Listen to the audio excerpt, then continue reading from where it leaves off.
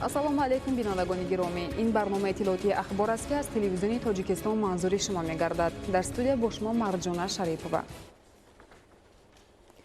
фармони президенти ҷумҳурии Тоҷикистон дар бораи озод намудани судяҳо.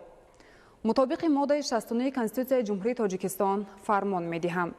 Холматзода Сафаралӣ Қурбон аз вазифаи судяи суди вилояти Хатлон, Қодирзода Ҳасан Нурулло аз вазифаи судяи суди вилояти Хатлон, Муҳиддинзода Сайфиддин Салоҳ аз вазифаи муовини якуми раиси суди шаҳри Бохтари вилояти Хатлон бо сабаби расидан ба синни ниҳоӣ дар вазифаи судя будан озод карда шаванд.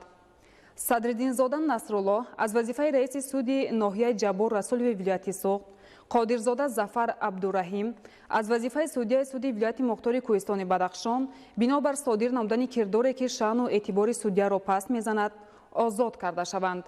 Президенти ҷумҳурии Тоҷикистон Эмомалӣ Раҳмон шаҳри Душанбе 23 майи соли 2023